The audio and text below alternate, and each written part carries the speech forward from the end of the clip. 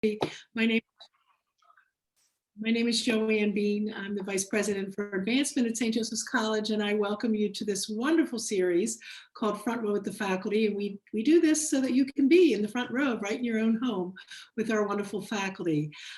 Today, we actually have one of our faculty members who started this over a year ago with us, Wendy Galligan. You remember that, Wendy? Wendy is our vividly. Yes, it was fun. Wendy is our associate chair of English. Chair, just associate professor.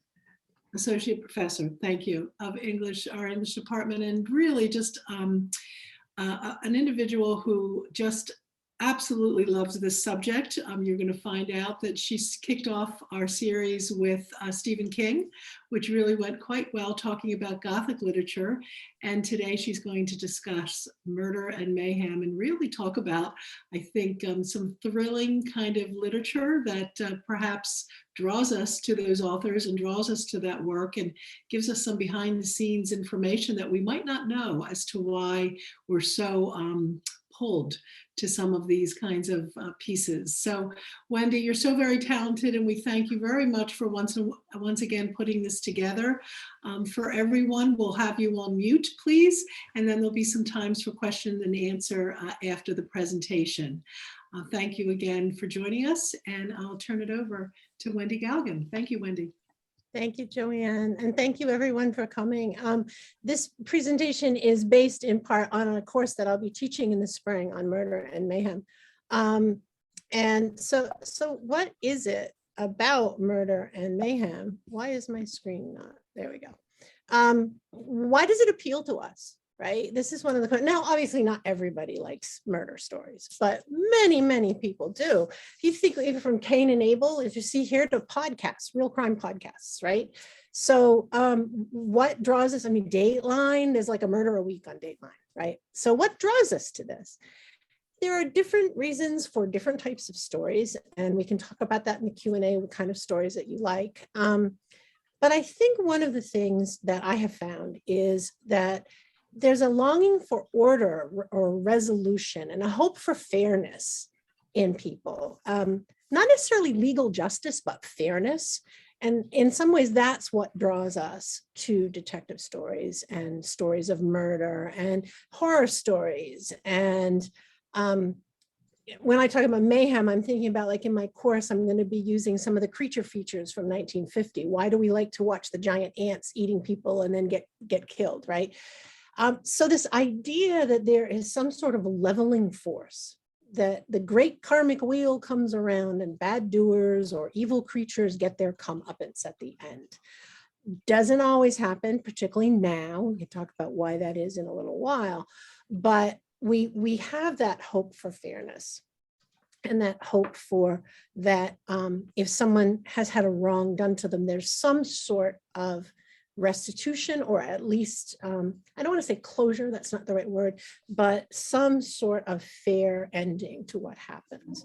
For this presentation, I'm going to focus on murder in and of itself, and really detective stories, and of a particular kind. But just to give you a quick background, while there is some debate, I am of the school that believes Edgar Allan Poe excuse me, wrote the very first true detective story. And that was The Murders in the Rue Morgue. We can argue about whether the revelation of the killer, I won't say it who it is here, was fair or not. That's one thing. But it was published in 1841 in Graham's magazine. And that was the first one where we had like this private detective, Monsieur Auguste Dupin. I think it's C. Auguste Dupin. And he's not a cop, he's not a policeman, he's a private individual who solves this crime. And then, of course, it comes to its fruition in its early stages in Sherlock Holmes. So Sir Arthur Conan Doyle publishes the first story, A Study in Scarlet, in 1887, in, of all things, Beaton's Christmas Annual. The English have a long history of on Christmas telling or reading out loud murder stories and horror stories, ghost stories. And so they published this Study in Scarlet in 1887. And so Holmes calls himself a consulting detective. Eventually that would become a private detective or an investigative firm or something like that, depending on the story that we're reading. But this was like the grandfather and the father of contemporary murder detective stories.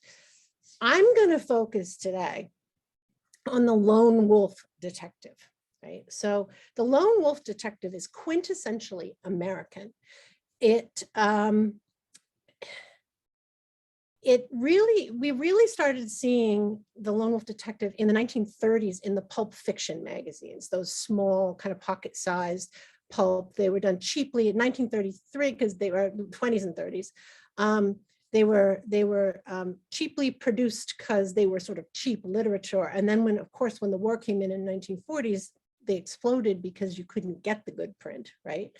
But it came up with what they call hard-boiled crime fiction.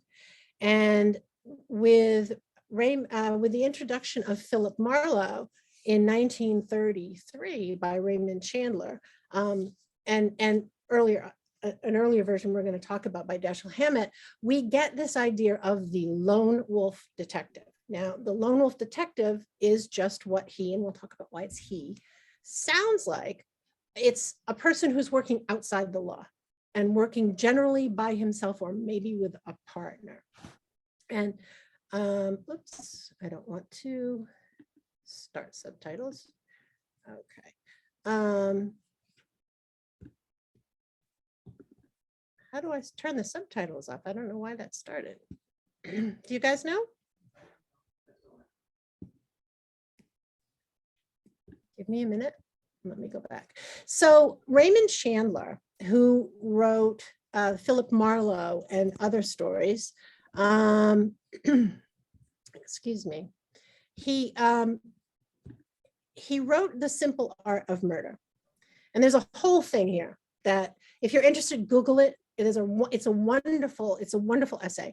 But what Raymond Chandler is talking about is, I say more, but anyway, Raymond Chandler is talking about The Simple Art of Murder, where he's comparing British literature and those sort of cozy mysteries of Miss Marple and Hercule Poirot and the drawing room where the murder takes place, and it's always upper crust, and this detective comes in and is very polite and he figures it out. What Chandler talks about is where he says, but down these mean streets, a man must go who is not himself mean. So we're talking about the streets of America here, where the detective would be going into an alley, or he would be going into a speakeasy in the 1920s. He would be going into a boxing, like an illegal boxing arena. He's the person who has, he has his own moral code, which is kind of what Raymond Chandler is talking about here. If he's the man of honor in one thing, then he is that in all things, but it's his own honor. It's not necessarily parallel to society's honor.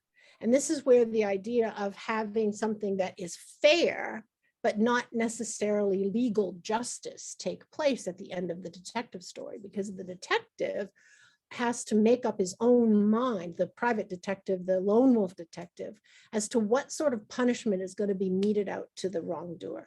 He might let that person go. There are stories where the detective realizes why the person did what he or she did, thinks it was justified, and lets him go, right? He doesn't necessarily call in the cops, but sometimes he does. But we can, if I talk about this like quintessentially American detective, I think you all kind of have a picture that shows up in your head, right? Guy with a trench coat, maybe a fedora, if we're talking about the 1940s. Again, though, it's a man, right? It's not that there aren't women. It's not that there aren't women detectives, but they aren't that popular. The first, I have to look it up here because I don't, as I said, I'm not very good at dates. In 1864, the first fictional female detective, Mrs. Gladden, a story came out called The Experience of a Lady Detective, but that's very rare. up until, we're talking about the 70s, right? Up until the 70s, the lone wolf detective was a man. Starting in the 70s, we have Sarah Paretsky's V.I. Warshawski, we have Sue Grafton's Kinsey Malone. They're both female detectives, and they follow the lone wolf tradition to a point. But for our purposes, I want us to focus on the male detective, because that's what we're going to be looking at in a minute. So these are some of the characteristics of the lone wolf detective. He's white, male, and heterosexual, right? Has his own morals, as I said, drinks all the time throughout the story. In the film, if you see a film about it, Jeff, he's always like, 10 o'clock in the morning, want a scotch? Sure. Never drunk, never loses control. The sign of a real man in these is that when he drinks, he doesn't get drunk, unless once in a while, like his heart is broken, then he might go out and tie one on, as they say. But otherwise he's in control, right? And in addition to, his city is really important to helping form him. He is very closely associated with place. So if you think about Sam Spade, we're going to talk about Spade in a minute. Spade lives in San Francisco, and San Francisco helped shape who he is. Philip Marlowe, Dashiell Hammett's Philip Marlowe, lived in Los Angeles and was very much of Los Angeles. And in fact, what happens is the city becomes as much a character in the stories as the actual human characters. We see in movies, we see shots of the city. In the stories, we get descriptions of the city. And it's very much part and parcel of what makes the lone wolf detective who he is. He is smart and cynical, and cynical to a point, right? We'll talk about the damsel in distress in a minute, but but he often plays down how smart he is. He doesn't want people to know how quick he is, how when he's asking him a question that seems kind of silly, that he's actually drawing something out from. But I mean, cynical by just thinks the worst of people. He meets someone and immediately starts wondering, what's the angle? What does this person want, right?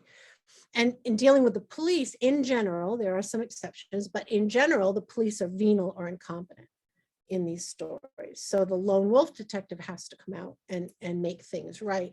In a story called Red Wind by Raymond Chandler, there is one police detective who's very good at his job. He's Hispanic in the early 50s. So he's suppressed. He can't do his job, not because he's incompetent, but because people won't let him because he's Hispanic, right? But even though the lone wolf detective is cynical, he always falls for the damsel in distress. There's a damsel in distress who comes to his office, or he runs across her in the street, or he helps her when somebody's giving her a hard time.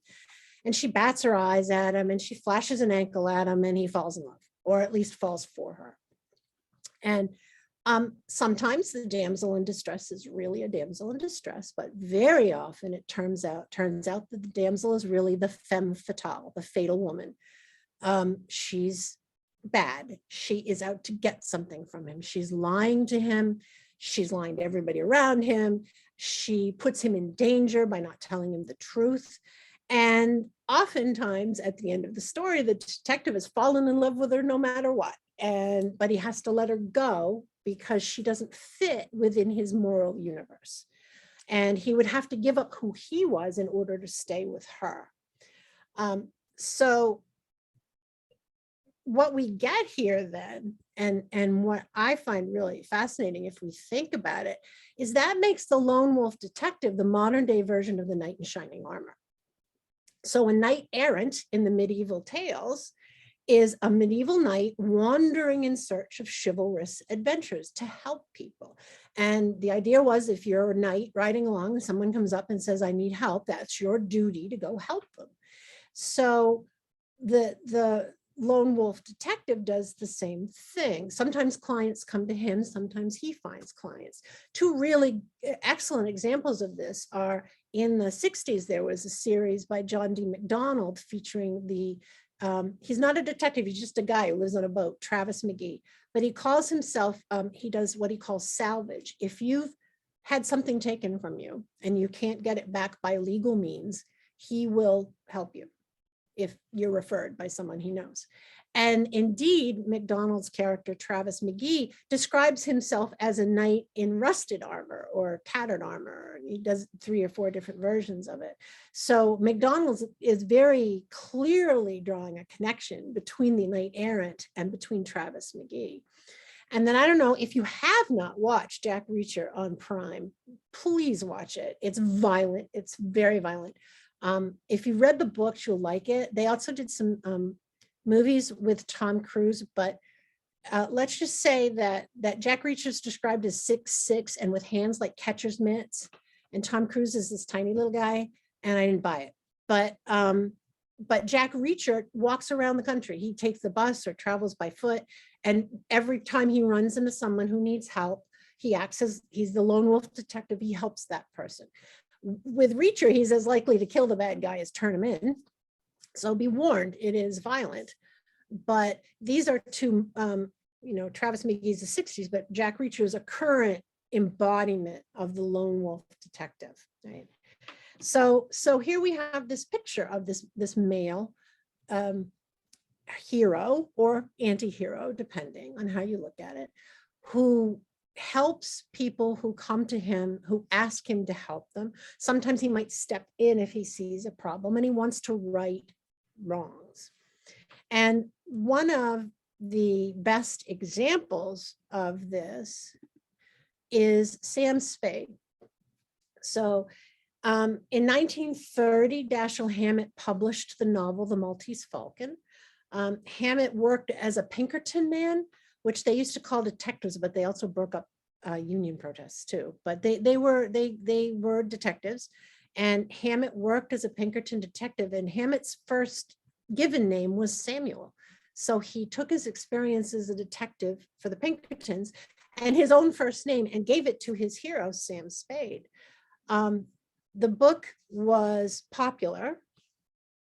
People really loved it. And in fact, in that piece, I showed you a little bit of the simple art of murder. Raymond Chandler says the person who writes the best stories that feature a detective is Dashiell Hammett. He is the paradigm for how these stories should be written. So again, 1930, the novel is published. In 1941, John Huston, the actor in his directorial debut, directed the film of The Maltese Falcon. And one of the things about Dashiell, if you read, I highly recommend reading the book and watching the film. When you read the book, you can see there's more sexual explicitness in it. Remember in 1941, there were codes, that said, motion picture codes that said you can't have the bad guy win in the end. You can't show overt sexual acts. In fact, even if you show a married couple in bed, one of them has to have a foot on the floor at all times. Think back to It's a Wonderful Life. Next time you watch It's a Wonderful Life, look at when Mary tells George that she's pregnant for the first time. She's lying in bed. He comes home. He leans over, but his feet are over the side of the bed, right? So the filmmakers are dealing with that kind of restriction. In the novel, it's more overt that there are sexual things going on, right? But otherwise, Huston took the dialogue chunk by chunk from The Maltese Falcon because Dashiell Hammett wrote in a very cinematic way. In fact, he wrote screenplays. I think he did the screenplay for Double Indemnity, if I'm not mistaken, from a novel by somebody else. But John Huston, first-time director, and he knocks it out of the park. He was because his father was Walter Huston, he grew up in the movies, but he really captured Sam Spade as a character.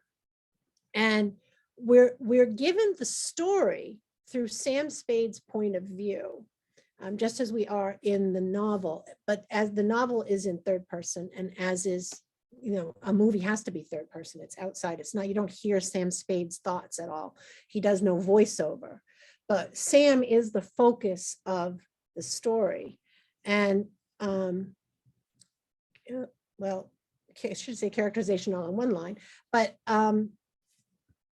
when we look at these characters, Sam pretends to be more venal than he is, just as the traditional lone wolf detective pretends to be something he's not. And Spade says at one point, well, if they think it, if they think I'm a little bit corrupt, it makes my job easier. They sometimes trust me more. So Sam is played by Humphrey Bogart. He's the one on the left of your screen.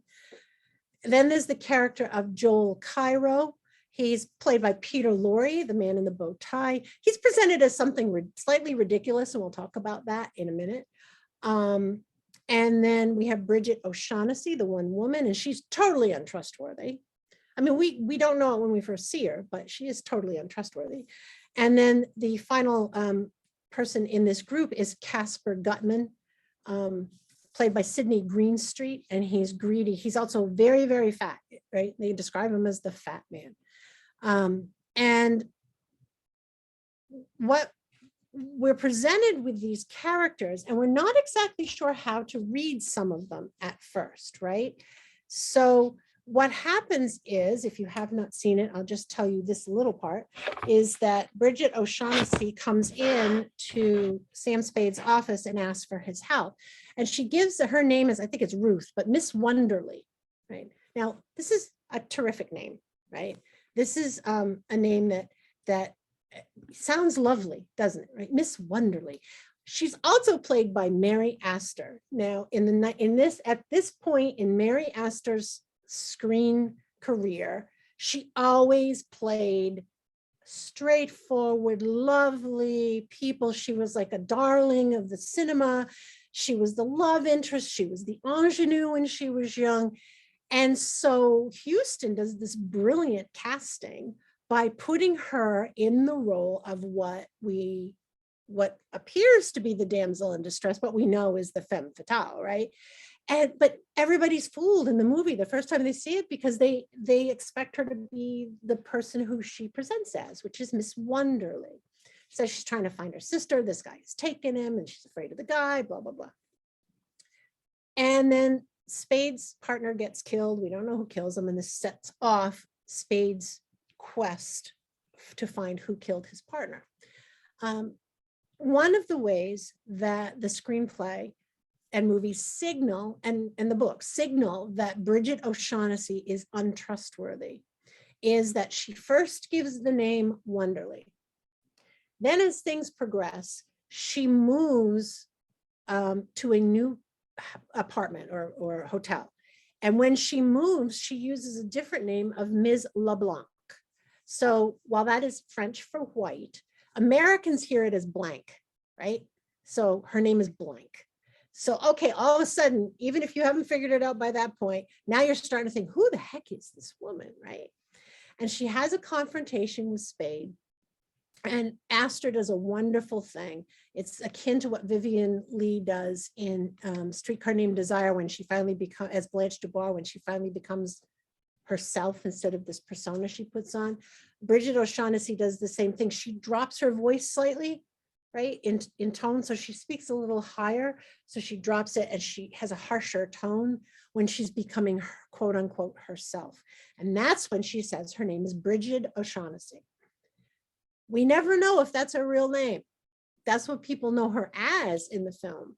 But by this time, we don't trust anything she said, right? And we're yelling at Sam in our heads going, don't trust her. Can't you see? She's the femme fatale. But he's starting to fall for her, right? And we see everybody through, again, through his point of view. We see what's happening. We see what's going on. But he is torn because he's quickly falling in love with Bridget O'Shaughnessy, but he's not sure that he trusts her. And there's a scene in the movie, I always have to point out to my students that, because they don't understand, they're used to more graphic depictions of things. She goes to his apartment and there's a young man waiting outside watching the window, and she's frightened, and they're just sort of standing there, and the camera pans to the window and the curtains blow out, right? And that's code in the movies for she's going to stay and sleep with him, right? So we know that she stays with Sam and overnight, and he's now caught up in this web with these three people. So they're looking for this Maltese Falcon that is worth, we don't know how much. Gutman keeps saying it's worth more than you can imagine. It's worth millions and millions. And he has spent 14 years looking for it, more than that, but he's the past 14 years, he's really been tracking it down. The Joel Cairo character is one of his minions, maybe you could call him that. And he's trying to help Gutman get the Falcon that you see in Sam Spade's hand. You can see one up behind me up here. There's a reproduction of it. And Bridget O'Shaughnessy was helping them too, but she double-crossed them. Right? So here we have this, all these things, and it's very complex. I'm not going to go through the whole thing. But the interesting thing about how this is presented in the book and in the movie is that much of the action takes place off stage, right? It's already happened. And Sam Spade interrogates people. And it's all about interrogation and answers, questions and answers. And that's where he's pretending not to know as much as he thinks he knows, or he's trying to lead them on, and he's trying to figure out how to get them to fall for his trap. So that's another way in which the lone wolf detective is smarter than he presents himself as, right? Now, there are, for modern viewers, there are some very problematic things, parts of the characterization in the film. So remember, it's 1941 when the film comes out. It's not contemporary. There is a lot of what is called othering. That's what we talk about in English and in some other disciplines. So to be othered is to be different, right? And so if the standard 1940 is, again, male, white, heterosexual, American, right? Each of these characters who are looking for the Falcon is othered in some way. So Bridget O'Shaughnessy, if her name is O'Shaughnessy, is Irish. Remember that Irish, we went through a time in this country where it was like, no Irish need apply, right? The Irish were looked down on for many, many years as other immigrants were and can be now, dirty, uneducated. They're a draw on the public health system. They just draw on employment. They're taking jobs from real Americans. So she's othered in a way. She presents white middle class American. Her accent is American, but her heritage is Irish, supposedly, right? Joel Cairo is played, as I said, by Peter Lorre, who is German, but we don't know where the heck Joel Cairo is. He has a bunch of different passports, and the name, of course, evokes Egypt. We know they've been in Istanbul, they've been in other places. He is very definitely foreign, right? And Caspar Gutman, he has a foreign German name, right, Gutman, that would, in 1941, would resonate in a different way than it might today. Remember, the novel was published in 1930, so it was written after what we call the First World War, the Great War, where the Germans were the enemy, and Gutman is presented again as an enemy. So you have these three people who are working together. Joel Cairo is dark-skinned. I haven't been able to see, I've been able to find where they talk about Laurie's makeup. I'm sure there's somewhere they do, because people have written, there are thousands and thousands of journal articles about this film, but he definitely looks as if they've darkened his skin just a little bit to make him look more exotic. And Gutman is also a big, huge man, right? So he's different in that way. And the interesting thing in the film, very often when he's talking, when he's in his own environment, in his hotel suite, the camera looks up at him, which makes him look even bigger, right? Exaggerates his size. So all three of them don't fit the typical, what we think of as typically American in the 40s, right? Which again, male, white, heterosexual, American, they're all different somehow. so that's one aspect. But now if we get to the aspect, there's a second aspect about why these stories can be very satisfying for people. And it's that difference, and in particular, deviance is somehow punished, right? And again, remember 1940s. So what they see as deviance, we don't see it that way anymore, right? So Sam, interesting, is not considered a deviant, right? Even though he is having a sexual affair with his partner's wife and the partner who gets killed, and he sleeps with Bridget O'Shaughnessy, that's just healthy male libido, right? Bridget, however, is a wanton. She uses sex to get men to do what she wants them to do. So she has slept with, I can't remember the count in the movie, but the implication when she talks about what she has done, I've been bad, I've been so bad, is that she has slept with a lot of men to get what she wants, right? And she kind of presents as like, well, what else was I supposed to do, right? But that makes her deviant because that's not what women are supposed to do, right? Joel Cairo is very clearly coded. You had to code things in the movies, again, like the billowing curtains was code for they were going to sleep together. Joel Cairo is very definitely coded homosexual. So when he comes to Sam's office the first time, he sends in a business card and Sam smells it and his secretary says, oh, gardenia, right? And Joel Cairo is very fussy, and there's a thing he does with his cane in his mouth that's very phallic. And he's very effeminate and sort of a little lisp when he talks. He's very definitely coded as homosexual. The character of Gutman, it's not exactly gay that he's coded. He's just gay. He's just different, right? So he has an odd mincing kind of walk, but he's gluttonous. He's greedy to the point of not caring about anybody else. That's a deviant type of behavior. But he also has a young man named Wilmer who works for him. And while they very clearly show where in the hotel room where they're staying that Gutman has one bed and Wilmer has a bed on the side, and Gutman talks about Wilmer and said, he's like a son to me, there's still something really off about that relationship between the two. And one of the ways that Dashiell Hammett signals this is Hammett wrote a story a few years before in which he used, I don't even know what the word or words were, but the editor of the Pulp magazine said, there's no way we're publishing that word there. And Hammett got mad. So he thought, well, I'll show that guy later.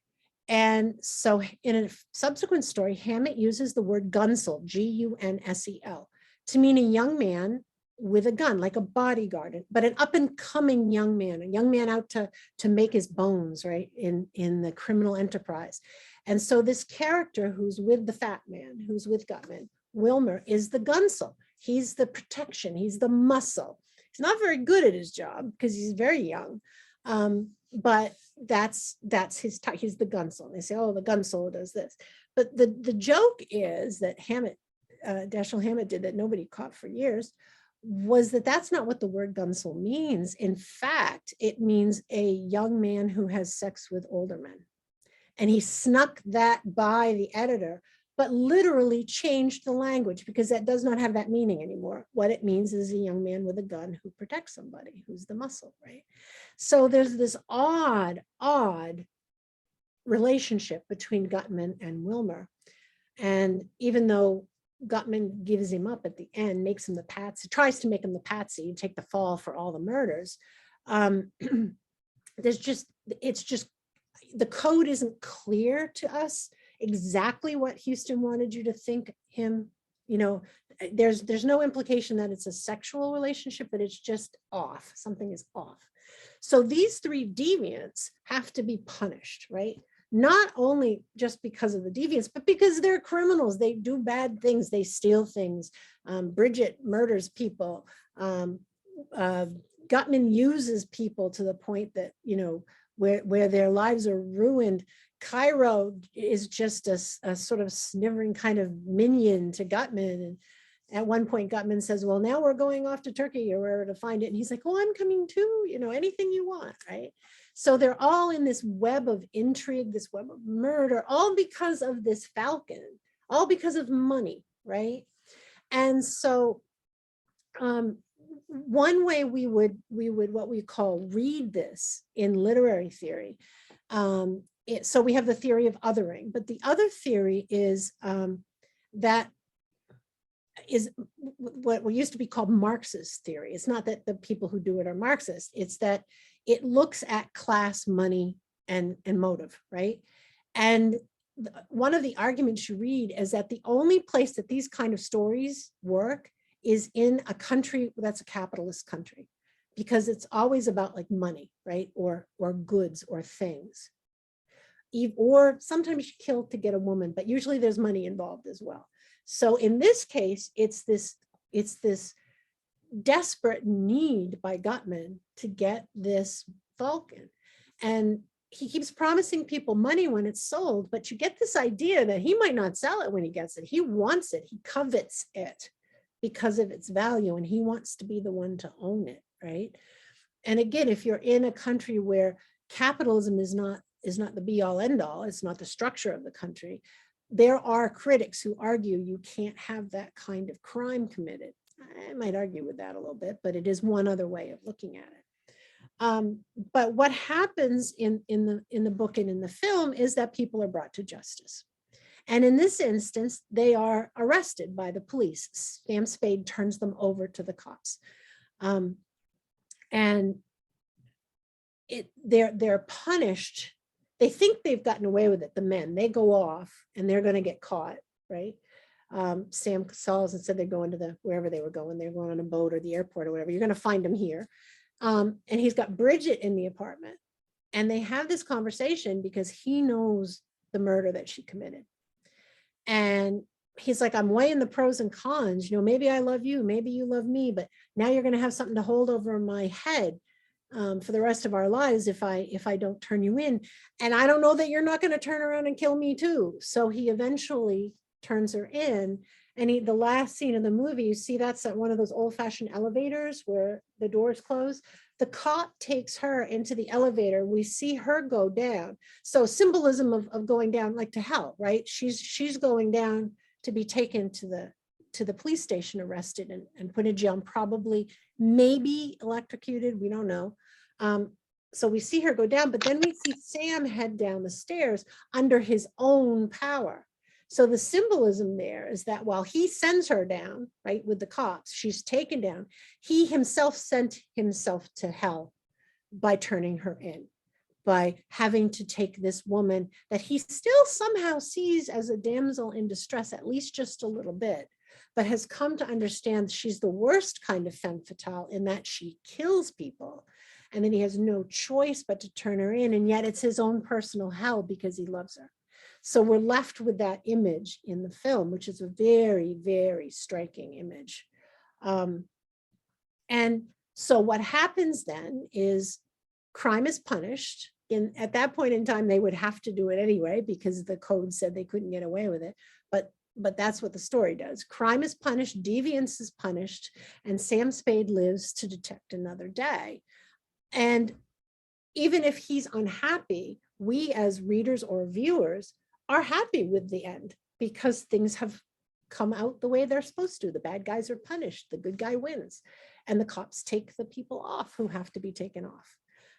So that's a quick overview of a little bit. But what I really want to know is what you think, what your favorite stories are. If you have questions about things, but also share with me what you like. Share with me the stories that you think of when you think of Murder and Mayhem, and we can talk about those.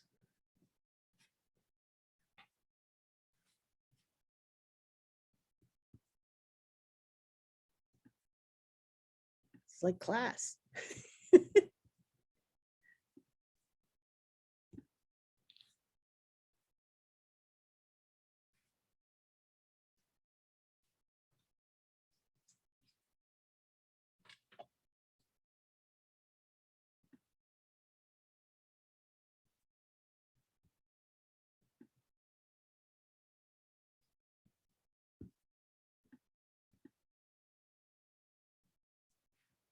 Nobody has a favorite movie?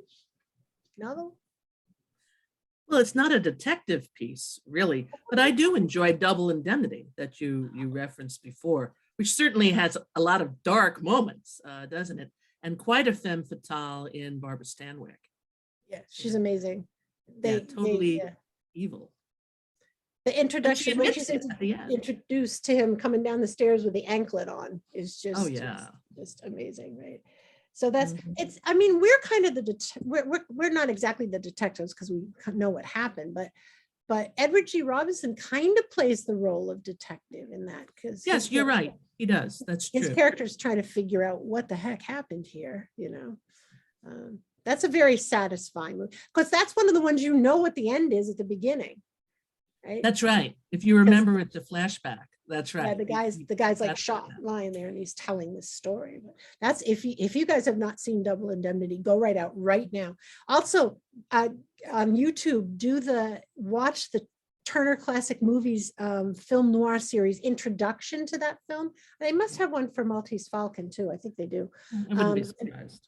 Those are fascinating too, because they just give you snippets, but they're really, really good.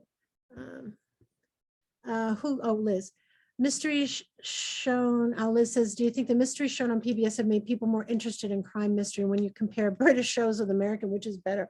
Oh, Liz, that's a really good question. I think they have, but I think they've got them more interested in those cozy little murders. Not all of them, like the Dublin murder, that's on Showtime or whatever, but I think it has. I think like things like Vera and Father Brown mysteries are really Midsummer Nights mysteries, I think, are important. British shows with American, which is better? You know what? I love them both. Depends on what I feel like, but I tend toward American because I kind of like a dead body. Like it's like in my reading when I read, I don't want to read for fun. I really don't read stuff that doesn't have a dead body in it somewhere. But that it's a good question. Does anybody else have a preference? Do you watch the British stuff at all or American stuff? I think it kind of runs in cycles, right? I asked that, Wendy, because sometimes I think the British ones are very, very dark, or they have been lately, much darker than, I mean, they made Agatha Christie's Poirot series, which I loved, and Sherlock Holmes. But there are a lot of modern ones that they've made now, and I think that the crimes are darker. I don't know if I enjoy that so much. I watch them, but yeah, my mom likes them. I got her BritBox, so she could watch them. But I know even Father Brown. Now we started watching Father Brown in the first 4 seasons. My husband watched him. He really likes the stories. But when we got it was the 5th season, even they got dark. And he is like, I don't want to watch these anymore. There's just like too much there. I can't stand it. Oh, Broadchurch. Yes, Susan. That's yeah. But no, I think that they definitely got dark, and they definitely got I can't quite put my finger on. They're getting more American, I guess is what I'm thinking of, is that they're getting more, maybe more American. I don't know.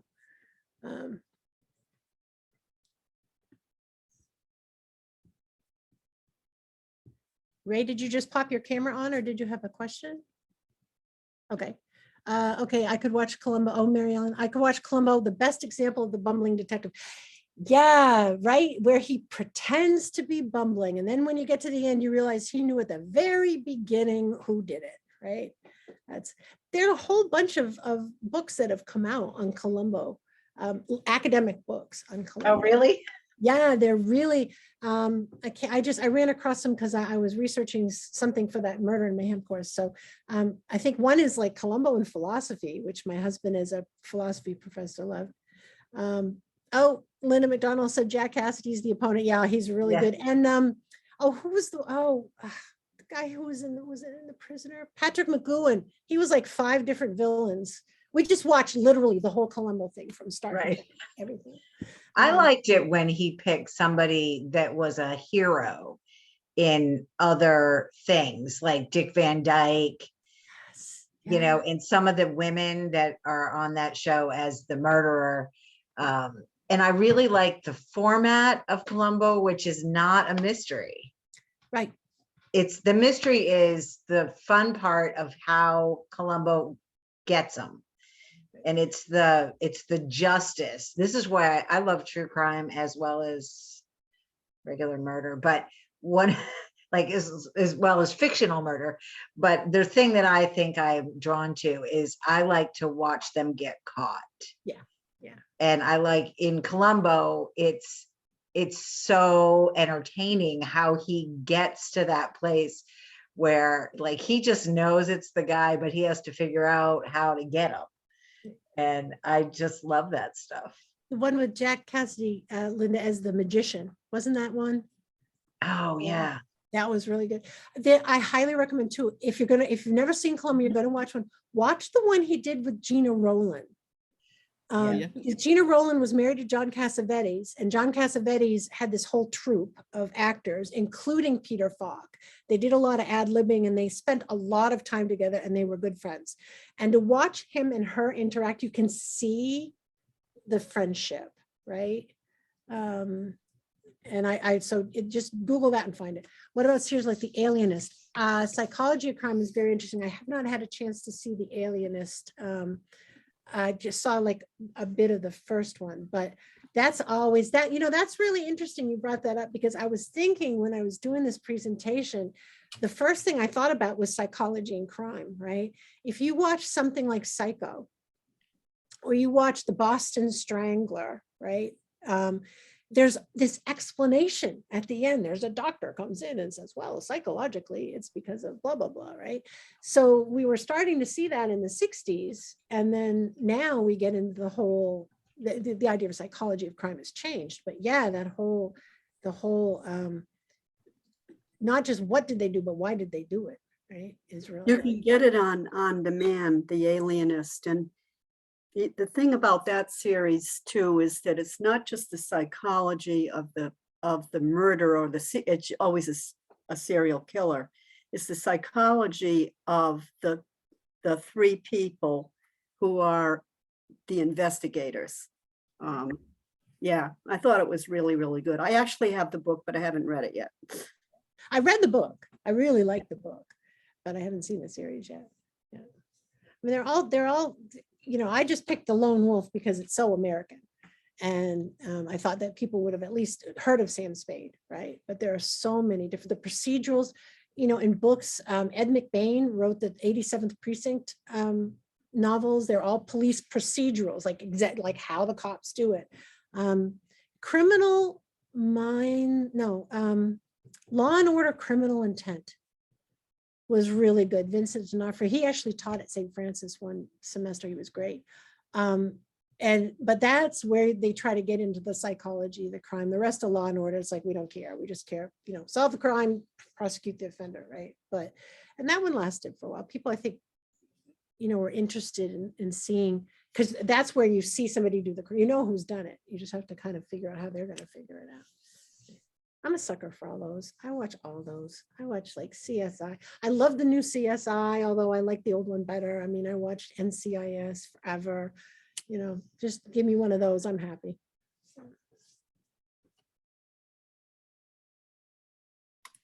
I'm hooked on Castle. Yes, Castle's very good. Yeah, Castle's really good. I like him. I like her.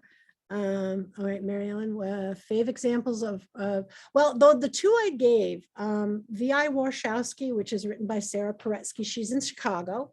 And one of the books is an homage or retelling of that story, Red Wind, that I talked about, by Dashiell Hammett. I haven't read it in ages, and I highly recommend Red Wind. It's not female. I'll get back to that in a minute, but Dashiell Hammett does something, Raymond Chandler does something really good in Red Wind, where the size of the gun, the larger a character's gun, the less competent he is, right? So like this poor guy, this schlub with the biggest gun gets murdered like right away, right? And the hero, who is in later versions, is Philip Marlowe. Hammett had a bunch of different characters who he then turned into Philip Marlowe later. Doesn't carry a gun at all. So as you're reading, you're like, okay, so he's going to win, right? Other favorite women. I'm a big fan of Sue Grafton's Kinsey Malone. That's the A is for alibi, B is for, and of course she died before writing Z, and everybody was heartbroken. And the family said, we're not going to have anybody write it. We're just going to leave it at Y, which is, if you're at all OCD, is very distressing. Because I am. I mean, I'm like, oh no, wait. But I do wish though, that they would write female detectives who become popular, who aren't like prickly.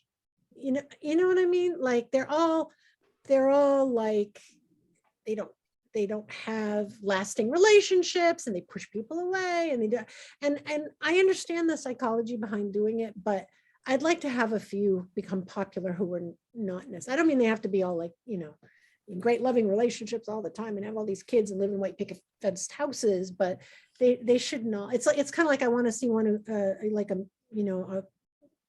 I don't know. It just bothers me. Let me put it that way.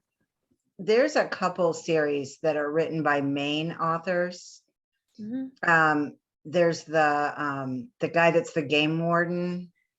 Yeah, those are good. My dad reads those too. Those are really good. And and there's another one where it's a state trooper, and I'm forgetting his name also, but I have the books in the other room, but like it's that same thing where they don't have, well, sometimes they get there, but often their relationships are ruined because of their career choices. Right.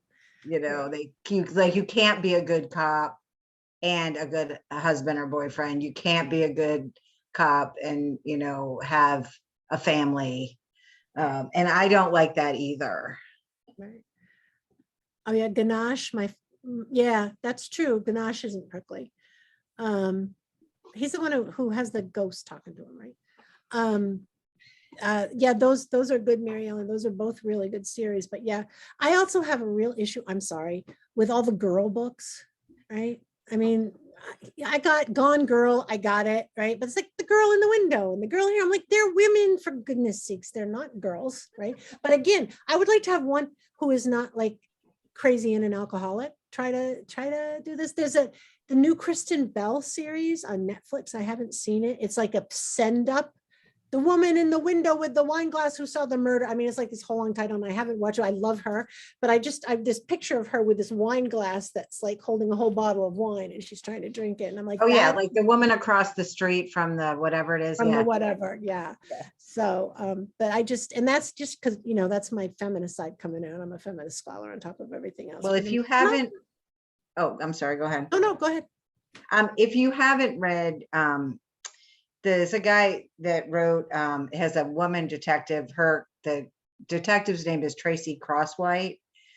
The guy is Robert Dugoni, and he wrote The Extraordinary Life of Sam Hell, which was an alumni book club selection, which if you haven't read, everybody should go out and get that right now and read it, because it was amazing and it's perfect for St. Joseph's College. Right. The message in it, and it's such a good story.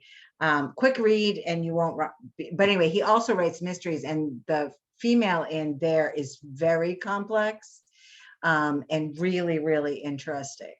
So I highly recommend the Robert Dugoni, Tracy Crosswhite, or really anything that he's ever written, because I love him.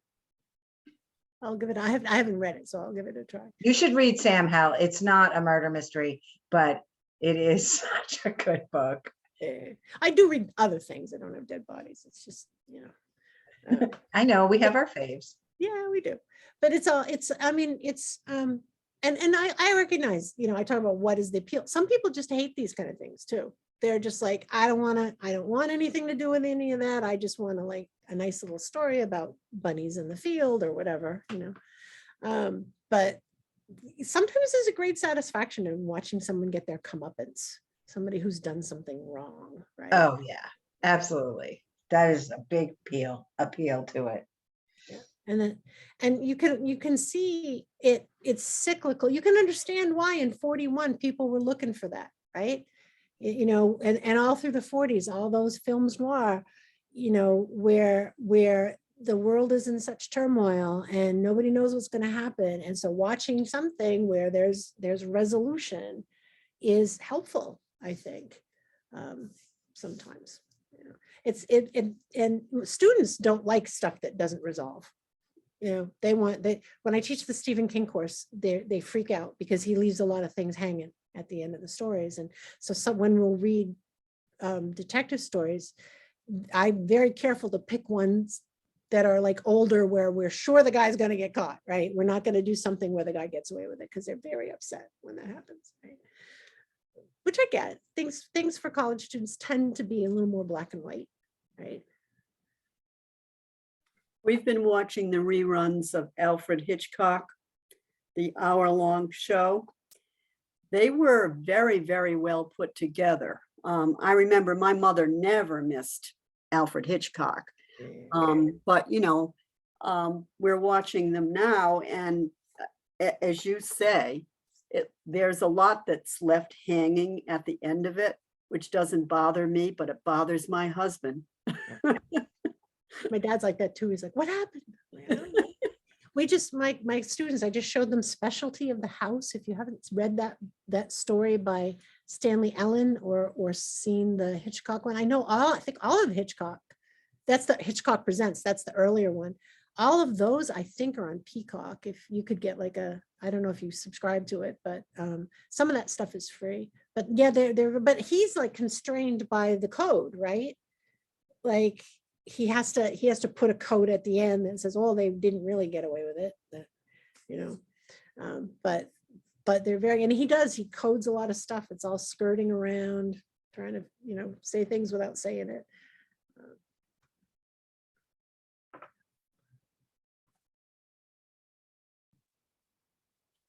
Well, Wendy, it looks like we're coming up to the hour here of finishing your wonderful presentation. And certainly, I think, you know, we'll talk about the book club with the alumni and Stephanie. I don't know, we could get Wendy facilitating some exciting murder books, you know, murder mysteries. Murder mysteries would be fun. That would be fun. Any last minute questions or comments? Really appreciate everyone's time and great questions and all of your knowledge, Wendy. It's really fun to see you be so excited. I can imagine taking a class with you must be like really crazy. It can be, yeah. It's like, you know, and half the time I go home and I don't know what I said. I'm like, that's the good thing about like having the high flex now where you record all your classes. I can go home because I tend to sometimes like get names mixed up. I think I might have mixed up like Marlowe with Chandler when I'm doing this thing. So I have to go home and then I have to email my students who say, you know, when I said that, well, what I really meant was to say this. But it's easy when it's something you love, and I love this kind of stuff. So, and I really appreciate the invitation to talk to you all, and thank you all for coming so much. Well, we'll be inviting you again. We really love to have you speak. Thank you so much. And it was fun. Thank you. Mary Ellen said it was fun, but I think we all had fun kind of hanging out with you this afternoon. I did too. Thank you so much. Everyone have a great evening, and thanks for joining Front Row with the Faculty. We'll see you again. Good job, Wendy. Thank you.